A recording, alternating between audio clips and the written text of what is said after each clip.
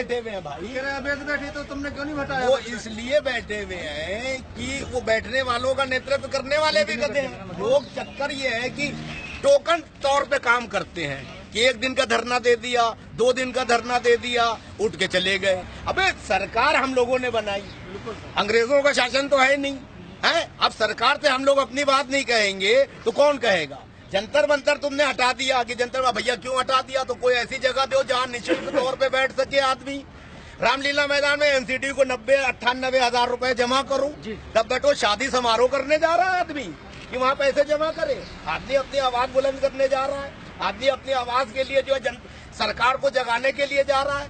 उस बात को लेके जो है आदमी को जो है बात करना है। अब एनजीटी जो है भगवान है, ऊपर से उतर के आया है, ब्रह्मा विष्णु महेश आए हैं कि उन्होंने कह दिया कि यहाँ जो ध्वनि प्रदूषण हो रहा है। मेरी ध्वनि तो इतनी तेज है, यूं ही प्रदूषण हो जाएगा, साला माइक नहीं लगेगा, ना लगवाओ माइक। लेकिन बात तो सुनो, ये कौन सा तरीका है कि तुम जो मेमोरेंडम जाता है प्रधानमंत्री कार्यालय में या गृह मंत्री किया कि ये प्रॉब्लम है हमारी जनता की, कोई सुनने वाला नहीं। 70 मंत्री बनाए हैं, कोई एक ग्रीवेंसेस सेल का मंत्री बना दो जो जन शिकायत मंत्री कहलाए, जनता की शिकायतें सुने सुबह से शाम तक, उनका निवारण करे। हर तरह की शिकायतें हैं, शिक्षा की हैं, अपराध की हैं, एजुकेशन की हैं, 50 तरह की लोगों की समस्याएं हैं। प्रधानमंत्री क्यों होता है देश का? लोकतंत्र में प्रधानमंत्री क्यों चुना जाता है? राजा बनने के लिए तो नहीं कि तुम वहां बैठे हुए हो, या तुमने नाम बदल दिया, रेस कोर्स की जगह तुमने लोक निवास कर दिया। लोक का मतलब जनता का निवास, जनता का निवास मतलब जनता का प्रतिनिधि। अरे भैया, जनता का प्रतिनिधि अगर विदेश में टहल रहा है तो उसका कोई रिप्रेजेंटेटिव हम लोगों से मिले? कोई नहीं मिलता है। अब हमारे पत्रकार बंधुओं पे ऐसी जो है नकेल कसी गई, मध्यम और लघु समाचार पत्रों को बर्बाद कर दिया गया, कोई पूछने वाला नहीं। मीडिया को पूरी तरह से अपने शिकंजे में ले लिया गया, कोई पूछने वाला नहीं। डीसीपी और कमिश्नर को जो है लेटर दिया जाता है कि मैं धरना देने जा रहा हूँ, कोई पूछने वाले रिजेक्ट। अरे रिजेक्ट का क्या मतलब है? तानाशाही चल रही है या तुम राजा हो? तुम राजा हो कि प्रजा गई? तुमने कहा मेरा मूड सही नहीं है, तू अभी जा। अबे जब जिम्मेदारी ली है तो पूरी ईमानदारी से पूरी जिम्मेदारी निभाओ। अधिकारी और नेता ये 24 घंटे ऑन ड्यूटी होते हैं, जो मैंने सीखा है, और पत्रकार भी 24 घंटे ऑन ड्यूटी होता है। अब वो ये डरा रहे हैं कि मैं बंद कर दूंगा। अबे भाई बंद कर दे, बंद कर देगा अकॉर्डिंग टू संविधान तो चलेगा। हम आतंकवादी तो कहते हो हथियार डाल दो, करोड़ों रुपए ले लो, मुख्य धारा में आ जाओ। और जो मुख्य धारा के लोग हैं बेचारे किसी वजह से परेशान हैं, उनकी बात नहीं सुन रहे हो, उनकी जो है सुध लेने वाला कोई नहीं। प्रधानमंत्री कहते हैं सबका साथ सबका विकास।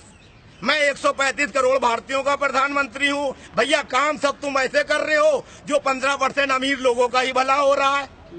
क्या होगा? क्या मतलब जनता को हर आदमी बेवकूफ बनाएगा? आप काम करो, देश के लोगों के लिए काम करो, दोबारा फिर आ जाओ। आप जिंदगी भर के लिए प्रधानमंत्री बन जाओ देश के, बड़ी खुशी की बात है। लेकिन भाई मेरे, जिसने तुम्हें आशाओं के साथ चुना उसको कत्ल करने के बजाय उसके जीवन यापन की व्यवस्था तो करो। कि पूरे में ऐड और होल्डिंग ही लगा दोगे कि ये योजना वो योजना, योजना नीचे तक कोई नहीं पहुंचेगी। सारी योजनाएं अदानी अंबानी और बड़े लोगों तक पहुंचेंगी। हमें तो बड़ा शर्म के साथ ये बात कहना पड़ती है कि हमारे देश की जनता कितनी बेवकूफ है। आंदोलन नहीं होता, हाथ पे हाथ रख के बैठे हुए हैं कि भगवान कोई उतारेगा, राम या कृष्ण, वो जो है स्थिति सही करेगा। अरे भाई कैसे होगा?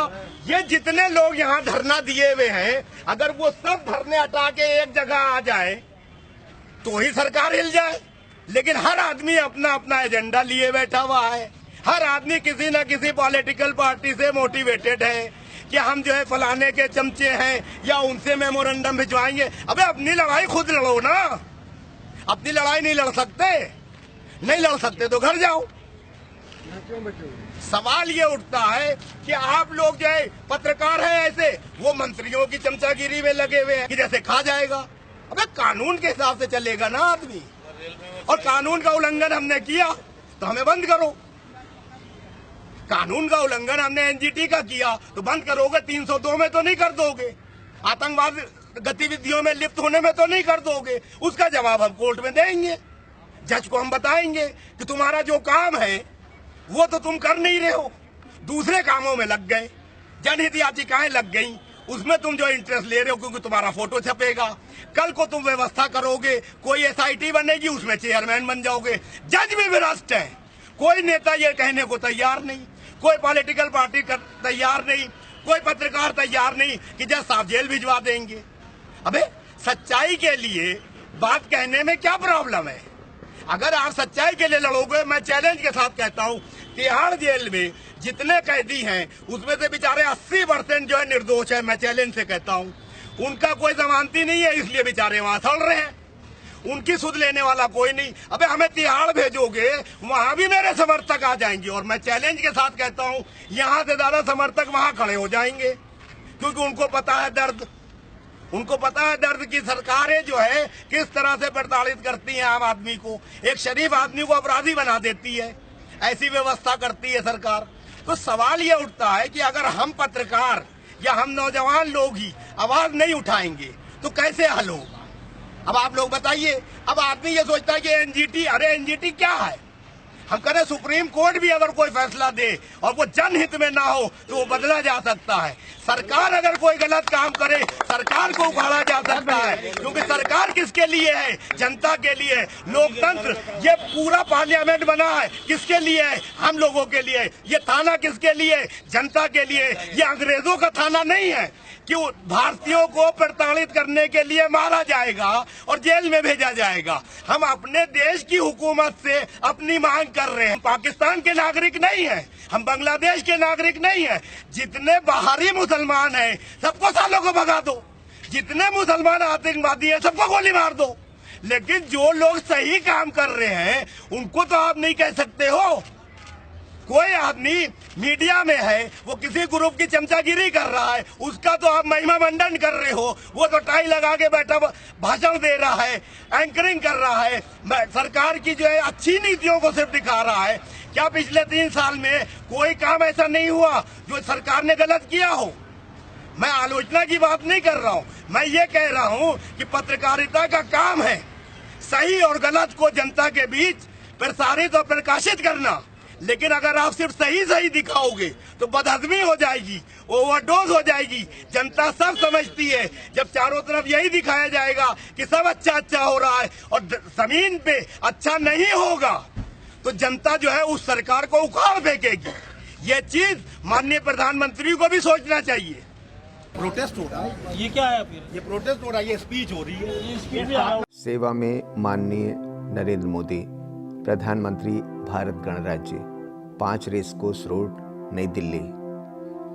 विषय: मीडिया में विज्ञापन के नाम पर हो रहे पक्षपात और सरकारी धन की लूट के संदर्भ में शिकायत एवं सुझाव। महोदय, विनम्रता पूर्वक आपसे निवेदन है कि सरकार चलाने में आपके द्वारा जो भ्रष्टाचार, पक्षपातपूर्ण रवैया और भाई भतीजा न अपनाए जाने का देशवासियों से वादा किया, प्रधानमंत्री पद पर आसीन होते हुए आपने पूर्ववर्ती यूपीए सरकार की भ्रष्टाचार नीतियों को दरकिनार करने का निर्णय लिया है, ये प्रशंसनीय है। हम आपका ध्यान सूचना एवं प्रसारण मंत्रालय सहित अन्य मंत्रालयों के विभिन्न विभागों के अंतर्गत आने वाले सार्वजनिक क्षेत्र के उपक्रमों द्वारा चैनल्स, मैगजीन्स और समाचार पत्रों में कोई ठोस विज्ञापन नीति अपनाए बिना अपने चहेतों और भ्रष्ट आचरण करने वालों को भारी विज्ञापन जिम्मेदार अधिकारियों द्वारा जारी किए गए हैं। मैं आपका ध्यान डीएवीपी की विज्ञापन नीति की ओर आकृष्ट करना चाहता हूं। डीएवीपी विभाग के अधिकारी लगता है कि अपनी मनमर्जी से विभाग को संचालित कर रहे हैं। अपने निजी स्वार्थ की पूर्ति के लिए ये लोग भ्रष्ट तरीके अपनाकर कुछ खास चैनल्स, मैगजीन्स और समाचार पत्रों को अत्यधिक मात्रा में विज्ञापन जारी करते हैं। इसके लिए ये लोग रिश्वत लेते हैं और नाजायज अन्य सुविधाओं का भोग करते हैं। कमोवेश यही हाल विभिन्न मंत्रालयों में बैठे अधिकारियों, कर्मचारियों का भी है। सार्वजनिक क्षेत्र के उपक्रम के अध्यक्ष एवं प्रबंध निदेशक सरकारी पैसे का जमकर दुरुपयोग करते हैं। अपने निजी स्वार्थ पूर्ति के लिए ये लोग भ्रष्ट तरीके अपनाकर उन समाचार पत्रों, पत्रिकाओं, चैनल्स को भारी राशि का विज्ञापन जारी करते हैं जो कि भारत सरकार के डीएवीपी से विज्ञापन मान्यता प्राप्त भी नहीं है। प्रधानमंत्री जी, आपको मेरा सुझाव है कि विज्ञापन का सारा कार्य पीएमओ की निगरानी में हो। इसके लिए बाकायदा एक विज्ञापन नीति अपनाई जाए जो डीएवीपी, विभिन्न मंत्रालयों और सार्वजनिक क्षेत्र के उपक्रमों पर समान रूप से कड़ाई से लागू हो, जिसकी समीक्षा प्रति 6 माह पर हो, ताकि कोई भी अधिकारी कर्मचारी अपने पद का दुरुपयोग कर अपनों को अन्यथा लाभ न पहुंचाने पाए और सभी मीडिया व्यवसायियों को ईमानदारी से काम करने के लिए प्रेरित किया जा सके।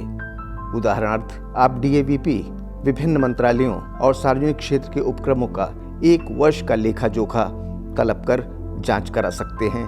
आपको मेरी बातों की वास्तविकता का आभास स्वतः हो जाएगा। सधन्यवाद। भवदीय मोहम्मद सिराज साहिल, प्रकाशक एवं संपादक।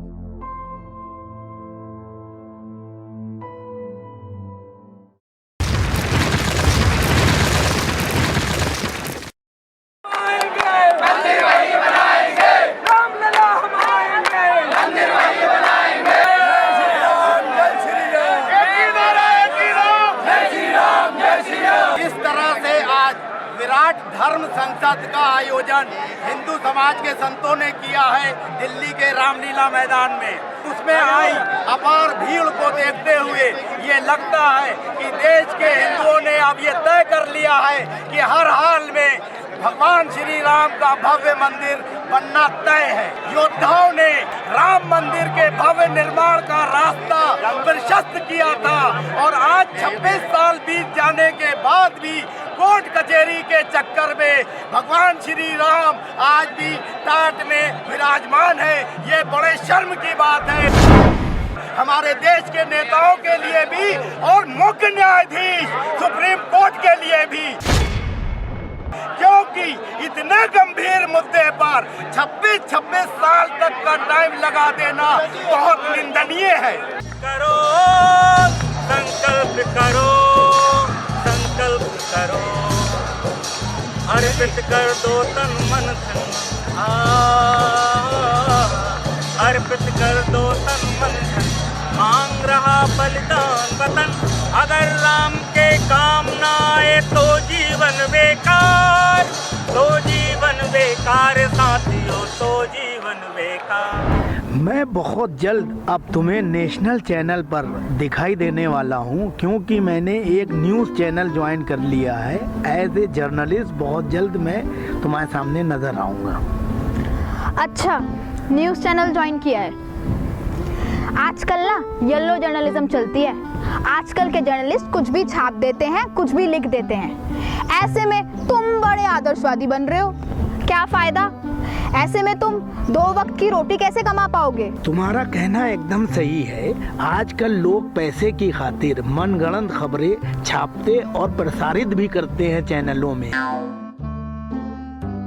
आज क्या जमाना आ गया है कि कल तक चावल बेचने वाला आज सैकड़ों चैनल का मालिक हो गया। 2-2 रुपए इकट्ठा कर चिटफंड कंपनी चलाने वाले न्यूज़पेपर छापने लगी, जिनका पत्रकारिता से कोई सरोकार नहीं है। वो पत्रकारिता की दुहाई देते हैं। नेताओं माफियाओं से पैसा लेकर पत्रकारिता को महिमा मंडित करने के लिए तो आते हैं, लेकिन अपने निजी स्वार्थ के चलते मीडिया का दुरुपयोग करते हैं। मैं तुम्हें यकीन दिलाता हूँ कि मैं पूरी ईमानदारी से पत्रकारिता के जो मूल सिद्धांत और मानदंड हैं उसी तरह से पत्रकारिता करेंगे और उसी जुनून के साथ सच को सच और झूठ को झूठ दिखाएंगे। नेताओं, अपराधियों, माफियाओं के चंगुल में नहीं आएंगे, चाहे इसके लिए मेरी जान क्यों न चली जाए।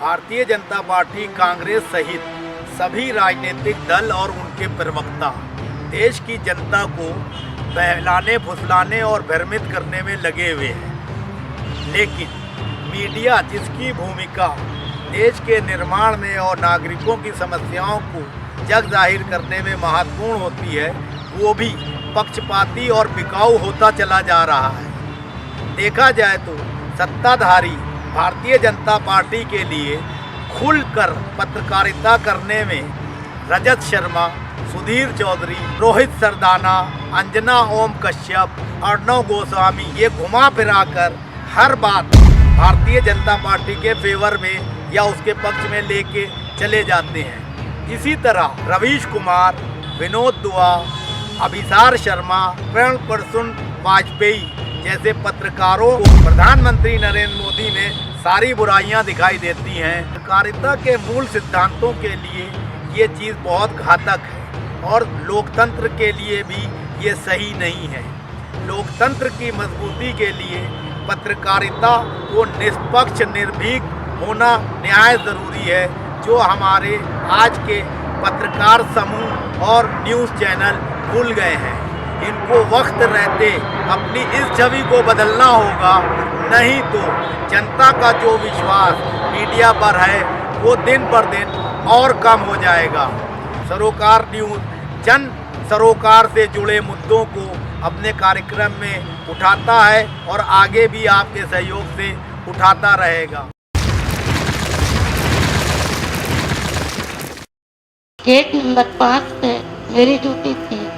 जब ये संसद का गेट खुला था तब ट्रैफिक के एएसआई वो अंदर गए, उनके पीछे से मैं गई। जब वो उनके गोली लग गई, हम कमलेश 88 बटालियन की सीआरपी की लेडीज को उठा रही थी, जब मेरे पैर में और एक कमर पे गोली लगी।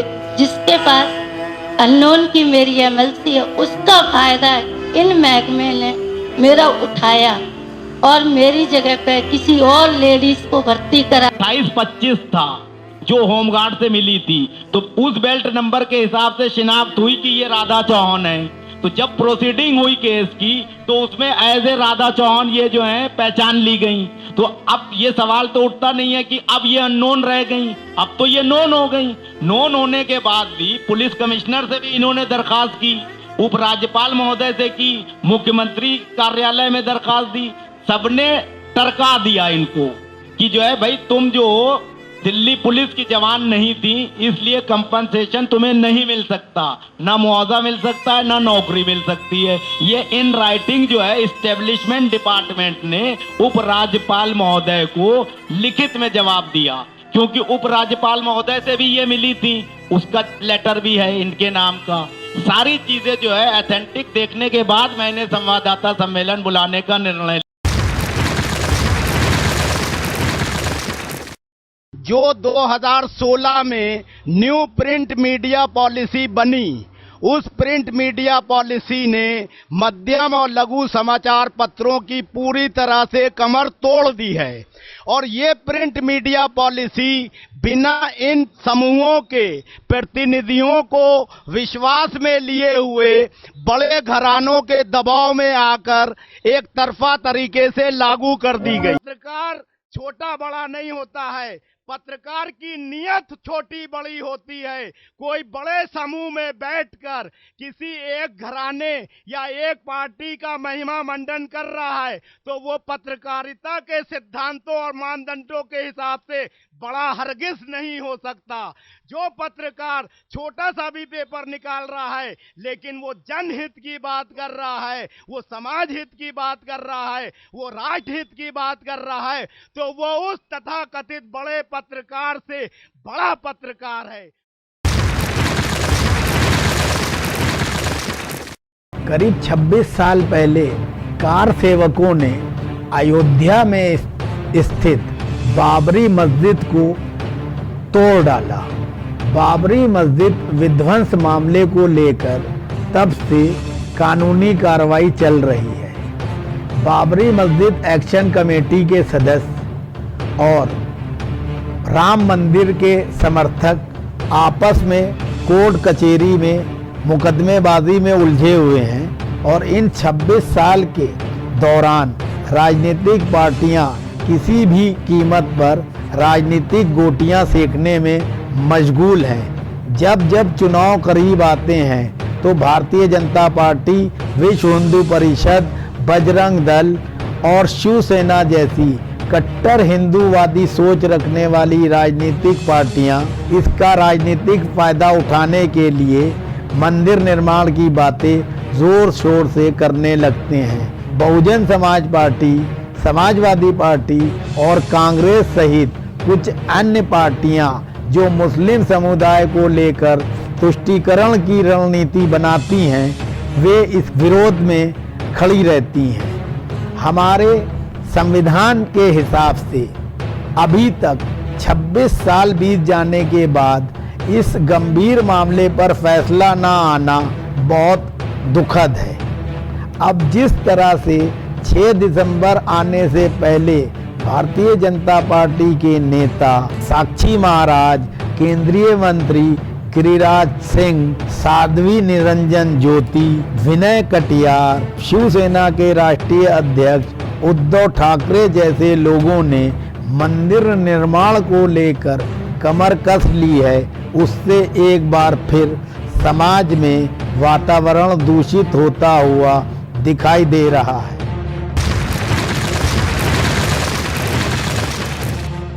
मी टू के जरिए आजकल सारे मीडिया में बवाल मचा हुआ है। विदेश राज्य मंत्री MJ अकबर कर ऊपर 10 महिला पत्रकारों ने आरोप लगाया कि उन्होंने उनका शोषण किया। सुभाष घई, साजिद खान, अभिनेता नाना पाटेकर के ऊपर भी महिलाओं द्वारा गंभीर आरोप लगाए गए हैं। मेरा सुप्रीम कोर्ट से आह्वान है कि #MeToo जैसी बीमारी को तुरंत प्रभाव से खत्म करना चाहिए।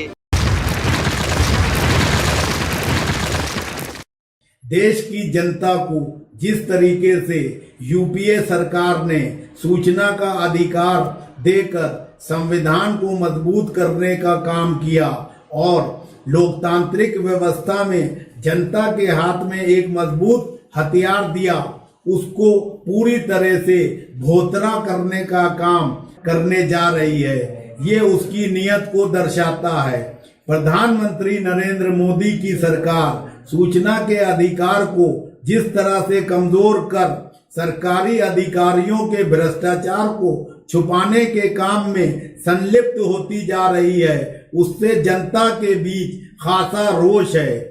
आरटीआई कार्यकर्ता इसके लिए पूरे देश में विरोध कर रहे हैं, लेकिन नहीं लगता कि प्रधानमंत्री नरेंद्र मोदी और उनकी सरकार आरटीआई कार्यकर्ताओं और देश की जनता की भावनाओं का सम्मान करते हुए आरटीआई कानून को जैसा था मजबूत वैसा ही रखने को तैयार होंगे, क्योंकि इस सरकार के कार्यकाल के दौरान भी बहुत बड़े पैमाने पर घोटाले हुए हैं। ऐसी सूचनाएं आ रही हैं।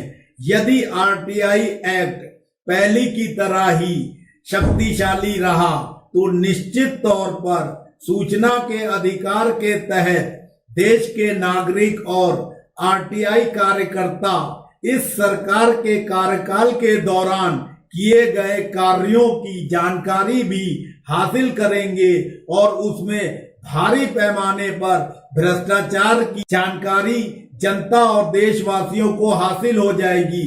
फिर प्रधानमंत्री नरेंद्र मोदी देशवासियों से चुनाव प्रचार के दौरान ये आह्वान करने की स्थिति में नहीं रहेंगे कि प्रधानमंत्री की हैसियत से मनमोहन सिंह सरकार में जिस तरह के भ्रष्टाचार के घोटाले हुए, उनकी सरकार में एक भी घोटाला नहीं हुआ।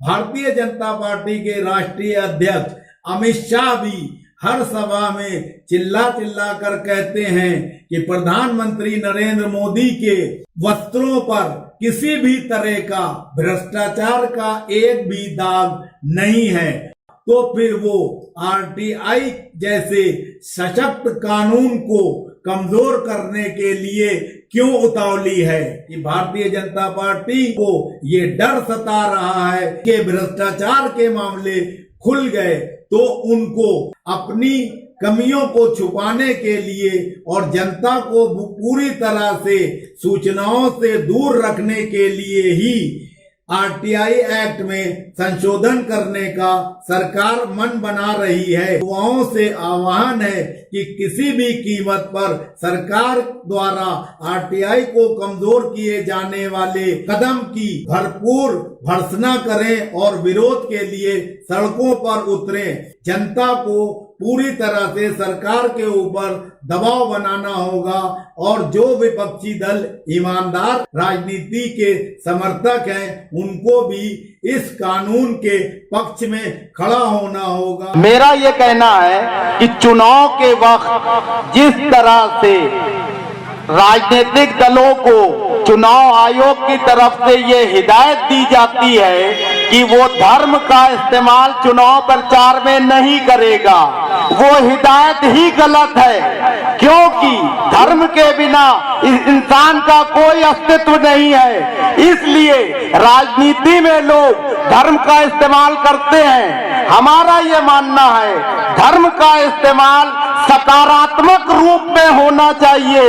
इसलिए सब लोग अपने धर्म को अपने तक सीमित रखें, दूसरे धर्म के ऊपर अपने धर्म को तरजीह देने की कोशिश ना करें। वो चाहे चुनाव का माहौल हो चाहे आम माहौल हो, उसमें आदमी को अपने धर्म का सम्मान करने के साथ साथ दूसरे के धर्म का सम्मान भी उसी तरह करना चाहिए, क्योंकि सबका मकसद अपने उस परवरदिगार ईश्वर को मनाना है।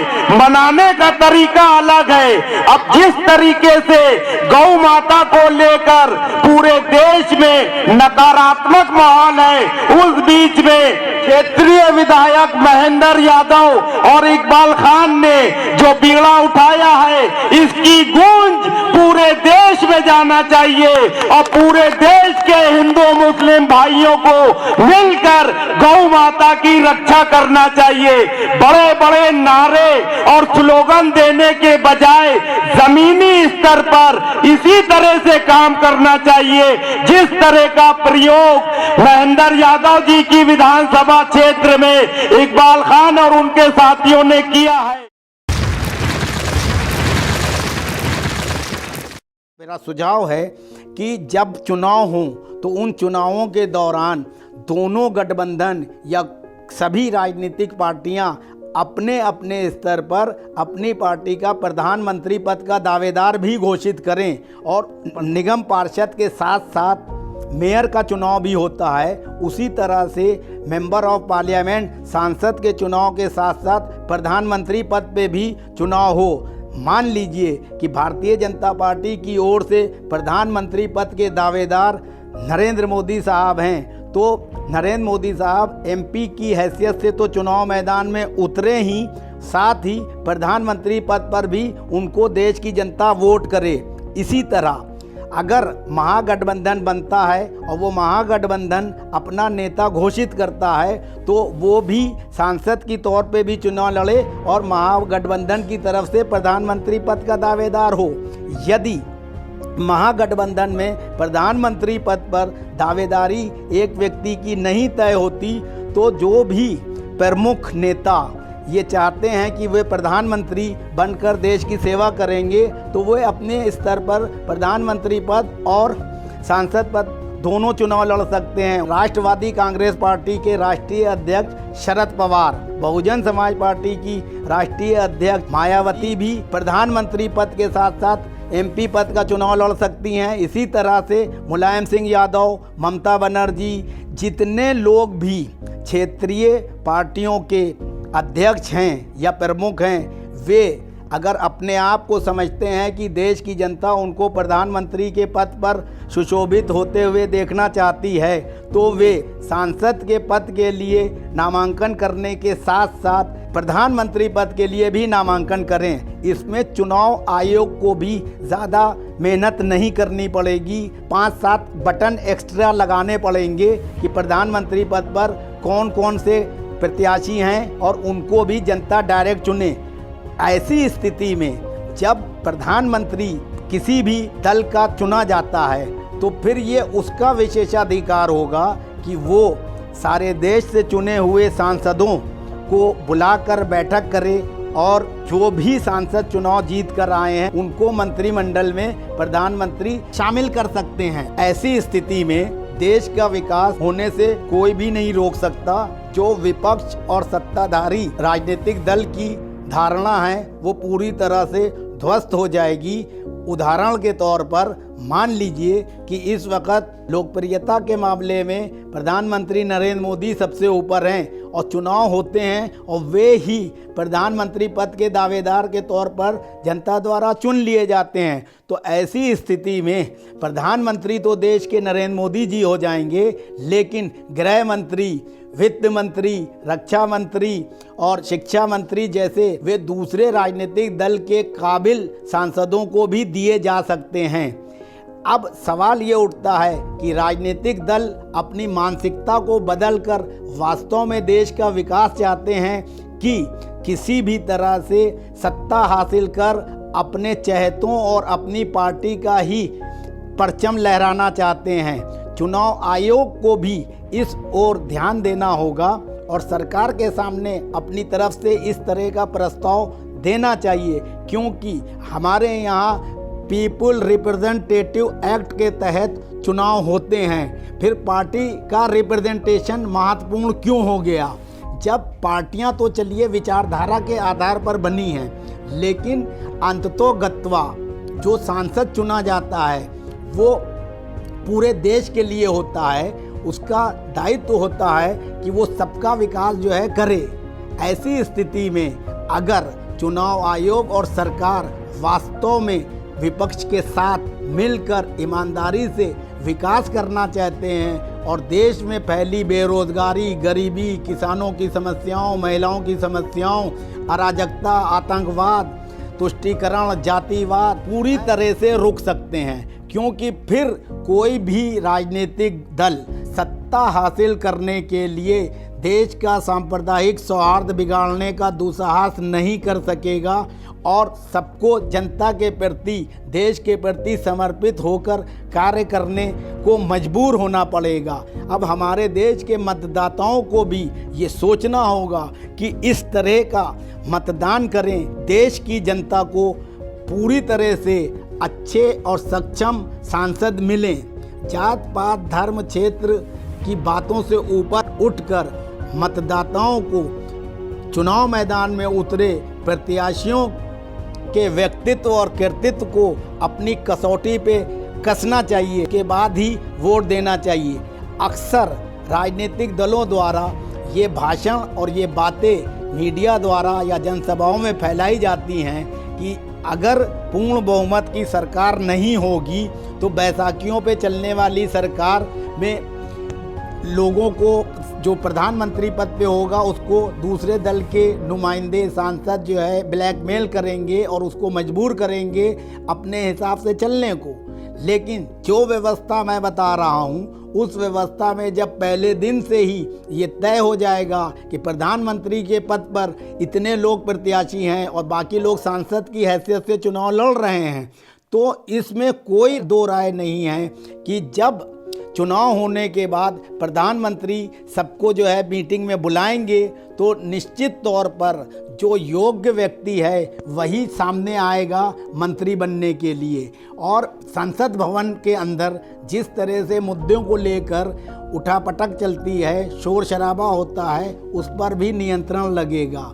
और जनता को जो है, जो अभी तक 71 साल में विकास से वंचित रखा गया है, तरह तरह से बांट के रखा गया है, जनता को भी एक सुकून महसूस होगा। अब इस व्यवस्था को बनाने के लिए मेरा तो सीधे तौर पर प्रधानमंत्री नरेंद्र मोदी और कांग्रेस पार्टी के राष्ट्रीय अध्यक्ष राहुल गांधी से ख़ास तौर से आग्रह है कि वे इस तरह की राष्ट्रीय सरकार बनाने की दिशा में शुरुआत करें। जब राष्ट्रीय स्तर पर कमोबेश सभी राजनीतिक दलों की सहमति से सरकार बनेगी तो वो अल्पमत में होने के बावजूद भी पूरे 5 साल चलेगी, क्योंकि जनता जो है वो देख रही है कि जो सांसद को उन्होंने चुना है वो ईमानदारी से संसद में उठे मुद्दों का किस आधार पर समर्थन करता है, अपनी पार्टी की नीतियों के आधार पर या जनता से किए गए वायदे और देश के विकास के आधार पर, तो कोई भी सांसद जनता की नज़रों में गिरना नहीं चाहेगा और वो निश्चित तौर पर देश के विकास के मुद्दों पर सरकार का सहयोग करेगा और जिस तरह से लोकसभा की कार्रवाई में बाधाएं पैदा होती हैं वो भी नहीं होंगी और निश्चित तौर पर सरकार चलाने वाले को सुकून से सरकार चलाने का मौका मिलेगा। अब रही बात, जब 5 साल पूरे हो जाएंगे उसके बाद जब दोबारा चुनाव होगा तो उस प्रधानमंत्री को जनता के बीच में जाने के लिए बहुत से मुद्दे होंगे कि हमने ये कार्य किया। फिर जनता जो है उसके कृतित्व और व्यक्तित्व को कसने के बाद वोट देगी। उसके बाद अगर चुनाव होते हैं और दूसरे दल का आदमी प्रधानमंत्री पद पे जो है चुना जाता है तो भी कोई प्रॉब्लम नहीं है, क्योंकि निष्पक्ष तरीके से सारी कार्रवाई हुई होगी। अभी तो ऐसा भी होता है कि पूर्व प्रधानमंत्री स्वर्गीय अटल बिहारी वाजपेयी साहब की सरकार एक बार सिर्फ 1 वोट से गिर गई थी।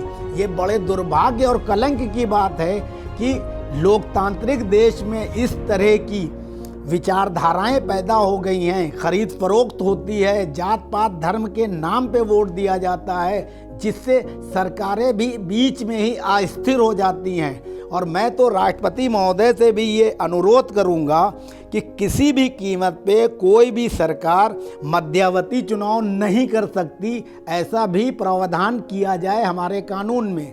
यदि बीच में जो है प्रधानमंत्री पद से कोई हटना चाहता है तो जो चुनाव में सांसद चुन के आए हैं संसद भवन में वे फिर बैठकर दूसरा प्रधानमंत्री चुन लेंगे, लेकिन 5 साल पूरे होने के बाद ही अगला लोकसभा का चुनाव होगा। यही स्थिति और प्रक्रिया विधानसभा में भी की जा सकती है, जहां मुख्यमंत्री पद के लिए भी सीधे तौर पर मतदान किया जाए और नामांकन करें राजनीतिक दल। ये सुझाव सिर्फ ये अव्यावहारिक नहीं है। जिन लोगों को भी इस सुझाव में कोई अव्यावहारिकता दिखती है वे हमसे इस बारे में बात भी कर। पीपल पार्टी ऑफ इंडिया सबसे पहले देश में 3 मुद्दे जो हैं उनको सुलझाने का काम करेगी। न्याय व्यवस्था जो कि पूरी तरह से सुस्त पड़ी है उसमें तेज़ी लाने का काम करेगी। पुलिस व्यवस्था को चुस्त दुरुस्त बनाएगी ताकि जनता जो है पुलिस के बाद अपनी शिकायतों को लेकर जाने में सहजता महसूस करे, ये ना महसूस करे कि थाने में जाएंगे तो उनको ही प्रताड़ित किया जाएगा। तीसरा, प्रशासनिक व्यवस्था में आमूलचूल परिवर्तन की ज़रूरत है, क्योंकि प्रशासनिक अधिकारी एक राजा की तरह जो है जनता से व्यवहार करते हैं, तब कि वे जनता को जो है सही माने में टाइम से उनका काम करें, इसके लिए उनको जो है बाध्य किया जाएगा। ये 3 व्यवस्थाएं सबसे पहले देश में सुधारने की ज़रूरत है, न्यायिक व्यवस्था, प्रशासनिक व्यवस्था, पुलिस व्यवस्था। नमस्कार, मैं हर्षिता विश्वास। यूँ तो मैंने न्यूज़ के लिए सैकड़ों इंटरव्यूज़ किए हैं, लेकिन आज हम लिबरल पार्टी ऑफ इंडिया के वाइस प्रेसिडेंट सिराज साहिल के साथ उपस्थित हैं और आइए उनसे करते हैं कुछ खास मुद्दों पर बातचीत। नमस्कार साहिल। नमस्कार। देखिए, मेरा पहला सवाल, यूँ तो देश में हज़ारों राजनीतिक पार्टियां हैं, लेकिन लिबरल पार्टी ऑफ इंडिया को बनाने का क्या मकसद है? अभी तक जितनी भी राजनीतिक पार्टियां देश में बनी हैं उनका मकसद किसी भी तरह से मतदाताओं से उनका वोट हासिल करना है।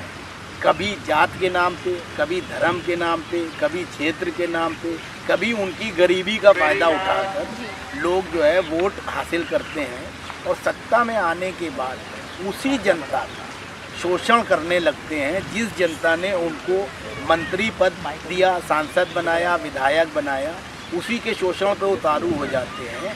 इस स्थिति को बदलने के लिए ही कुछ लोगों ने बैठकर अध्ययन, चिंतन, मनन करने के बाद लिबरल पार्टी ऑफ इंडिया का गठन किया है, जो राजनीति की इस दुर्दशा को सही करने के लिए पॉलिटिक्स करेगी। देश को आज़ाद हुए 71 साल हो चुके हैं, लेकिन आज भी देश और जनता का हाल बुरा है। इस बारे में आपकी पार्टी का क्या कहना है? अभी तक हमारे देश में जो हालात हैं उसके पीछे राजनीतिक पार्टियां तो जिम्मेदार हैं ही, साथ ही हमारे देश की जनता भी जिम्मेदार है। क्योंकि जनता भी जो है जात पात धर्म क्षेत्र के नाम पर अक्सर वोट कर देती है। तब की जनता को जो है ऐसे लोगों को चुनाव करना चाहिए जो सही माने में देशभक्ति की भावना रखते हों और लोगों का विकास करना उनका मकसद हो। लेकिन अभी देखने में ये आया है कमोबेश सभी राजनीतिक पार्टियां अपने पार्टी को आगे बढ़ाने के लिए बहुत बड़े पैसे वालों के चंगुल में फंस जाती हैं, उनसे पैसा लेती हैं और चुनाव लड़ती हैं। जाहिर सी बात है जब उनसे पैसा लेके चुनाव लड़ेंगी तो चुनाव जीतने के बाद उनका पैसा बढ़ा के उनको वापस करना होगा। दूसरा, इसी तरह से जो है भाई भतीजावाद बहुत है राजनीति में। हर नेता अपने परिवार को आगे बढ़ाने में लगा रहता है। अगर एक बार कोई सांसद और एमएलए या मिनिस्टर बन जाता है तो वो अपनी मिसेस को, अपनी बहू को, अपने बेटे को, इवन दादा पोते तक जो है लोग राजनीतिक सफ़र जो है आगे बढ़ाते हैं। इससे भी जो है समाज का पूरी तरह से विकास नहीं हो पाता है। लिबरल पार्टी ऑफ इंडिया की सोच ये है कि राजनीति में वही लोग आए जो सही माने में देश के लिए, जिनके मन में दर्द हो, जो लोगों का विकास करना चाहें, देश को जो है तेज़ गति से आगे जो है ले जाना चाहें और जात पात धर्म की बातें ना करें। सभी देशवासी भारतीय हैं। ये लिबरल पार्टी ऑफ इंडिया की सोच है। लिबरल पार्टी ऑफ इंडिया ना किसी ऐसे व्यक्ति को टिकट देगी जो धर्म जात पात की बात करता हो, कट्टरवादी हो, क्षेत्र की बात करता हो। लिबरल पार्टी ऑफ इंडिया ऐसे लोगों को ही चुनेगी जो इन सब संकीर्ण मानसिकताओं से ऊपर उठकर देश और सिर्फ देश की बात को सर्वोपरि रखे और देश के विकास के लिए, गरीब तबके को ऊपर उठाने के लिए, मुख्य धारा में लाने के लिए काम करे, उसको टिकट देगी। सबसे बड़ी चीज़ है कि लिबरल पार्टी ऑफ इंडिया पूरे देश की एकमात्र राजनीतिक पार्टी है जिसने चुनाव आयोग में लिखित तौर पर ये दिया हुआ है कि उसकी पार्टी में पदाधिकारियों का चयन कैसे होगा। ऐसा नहीं है जो वर्तमान राजनीतिक दलों के अध्यक्ष हैं उनके परिवार के लोग ही अध्यक्ष बनते हैं या कुछ खास लोग जो है कुंडली मार के बैठ जाते हैं, अध्यक्ष उपाध्यक्ष महासचिव जो प्रमुख पद होते हैं उसको हासिल करते हैं। लिबरल पार्टी ऑफ इंडिया में एक आम कार्यकर्ता भी राष्ट्रीय अध्यक्ष पद पर चुनाव लड़ सकता है। ऐसा संविधान देश की किसी भी राजनीतिक पार्टी का नहीं है जैसा लिबरल पार्टी ऑफ इंडिया का है। इससे साबित होता है कि लिबरल पार्टी ऑफ इंडिया को बनाने वाले संस्थापक सदस्यों की क्या सोच है और भविष्य में लिबरल पार्टी ऑफ इंडिया ही एकमात्र ऐसी पार्टी होगी जिसको जनता का भरपूर समर्थन मिलेगा, क्योंकि वो पूरी तरह से ईमानदार और पारदर्शी पार्टी कहलाएगी। लिबरल पार्टी ऑफ इंडिया के हिसाब से देश की प्रमुख समस्याएं कौन सी हैं और उनका क्या समाधान है? लिबरल पार्टी ऑफ इंडिया का मानना है कि जब से देश आज़ाद हुआ है तब से जो मेन 3 समस्याएं हैं उनका समाधान हमारे मंत्रियों ने और नेतृत्वकर्ताओं ने नहीं किया। पहली समस्या कि पुलिस व्यवस्था जो कि अंग्रेज़ों ने दमन करने के लिए बनाई थी, हम लोगों ने एज इट इज़ जो है यथा स्थिति रखते हुए पुलिस व्यवस्था वही रखी, न्याय व्यवस्था वैसे ही है, ठीक। और ब्यूरोक्रेसी प्रशासनिक व्यवस्था जो ढांचा है, पहले जो है लोग डीएम बनाए जाते थे, जिला कलेक्टर, वो राजस्व इकट्ठा करते थे हम भारतीयों से और अंग्रेज़ों को ले जाके देते थे। वही स्थिति आ गई। आज हमारा देश आज़ाद हो चुका है।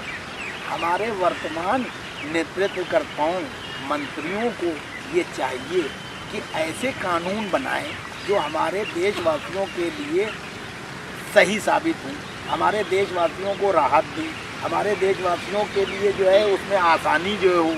अभी भी सरकारी दफ्तरों में आम जनता धक्के खाती रहती है और भ्रष्टाचार का ये हाल है कि उसका काम नहीं होता। सरकारी अधिकारी जो है कहने को तो जो है जन सेवक हैं, लेकिन वो एक बादशाह की तरह से काम करते हैं, जनता को कुछ समझते ही नहीं है। इसी तरह एक आम आदमी थाने में जाते हुए डरता है, क्योंकि उसको लगता है कि अगर मैं थाने गया शिकायत करने तो जिसके खिलाफ शिकायत करने गया हूँ उसके प्रभाव के चलते पुलिस हमें ही बंद कर देगी।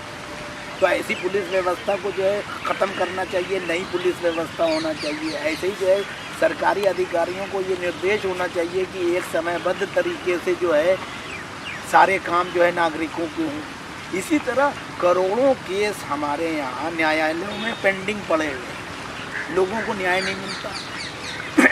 लोग जो है इतनी लंबी लंबी सज़ा जेलों में काट रहे हैं कि अगर उनको दोषी भी करार दे दिया जाए तो उतनी सज़ा ना हो। उदाहरण के तौर पे किसी केस में 3 साल की सज़ा है और वो आदमी जमानत ना होने की वजह से 7 साल से जेल में बंद है, तो ये कौन सा कानून है?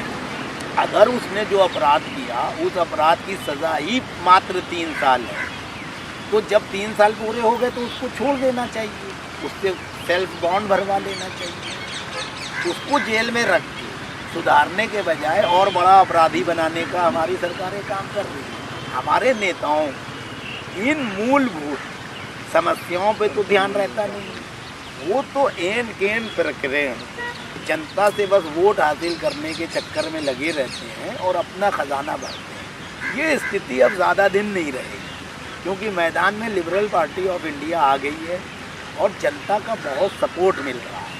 बहुत से लोग ये चाहते हैं कि स्थिति जो है समाज में सही हो, लेकिन जो कुचक्र बना दिया है राजनेताओं ने, ब्यूरोक्रेसी ने और पुलिस व्यवस्था ने, उसको तोड़ना जो है बहुत मुश्किल काम है। लेकिन जनता के सहयोग से लिबरल पार्टी ऑफ इंडिया ये काम निश्चित तौर पे करेगी और कामयाब होगी। कांग्रेस, बीजेपी, एसपी, आम आदमी पार्टी और अन्य राजनीतिक पार्टियों के मुकाबले आपकी पार्टी कहां स्टैंड करती है? लिबरल पार्टी ऑफ इंडिया का गठन अभी हुआ है, 1-1.5 साल हुआ है, लेकिन जिस तरीके से हम लोगों ने अपनी पार्टी के जो है बाइलाज बनाए हैं, नियम कानून बनाए हैं, उसको देखते हुए अच्छे लोग हम लोगों से जुड़ गए। राष्ट्रीय स्तर पर इस पार्टी का गठन हुआ है। सारे प्रदेशों में जो है हम लोग ऐसे लोगों को ही जोड़ने का काम कर रहे हैं जिनके मन में देश के लिए जो है कुछ करने की इच्छा शक्ति है। सिर्फ इसलिए हम लोगों को शामिल नहीं कर ले रहे हैं कि ये आदमी चुनाव जीत सकता है या इस आदमी के पास बहुत ज़्यादा पैसा है। हम उन राजनीतिक धारणाओं को तोड़ने के लिए मैदान में आए हैं कि जो धारणाएं अभी तक दूसरे राजनीतिक दल अपनाते आए हैं कि अगर कोई आदमी बहुत ज़्यादा पैसे वाला चुनाव में मैदान में है तो दूसरा राजनीतिक पार्टी उसके मुकाबले उससे ज़्यादा पैसे वाले प्रत्याशी को ढूंढता है।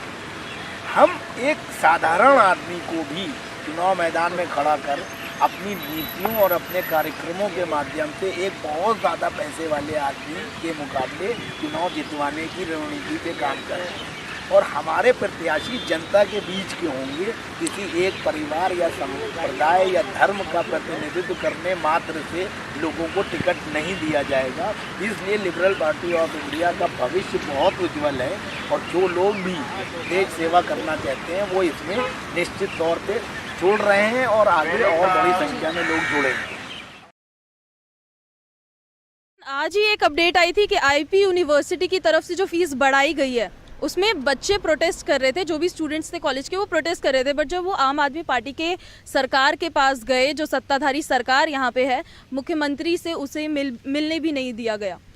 आपको मैं एक जर्नलिस्ट और एक प्रत्याशी और एक आम नागरिक की हैसियत से ऑन रिकॉर्ड ये आश्वासन देता हूँ कि बच्चों को मेरे पास लाइए, 7 दिन में उनकी फ़ीस जो है वापस होगी, बढ़ी हुई फ़ीस नहीं देना पड़ेगी। ये शिकायत मेरे पास लिंगियाज यूनिवर्सिटी, आईपी यूनिवर्सिटी से रिलेटेड कॉलेज हैं, बच्चों के आए। हमने उनसे यही कहा कि तुम आओ केजरीवाल, अगर नहीं ये चीज़ वापस करवाएंगे तो हम तुम्हारी कोर्ट से करवाऊँगा, क्योंकि कोर्ट जो है न्याय दिलाता है।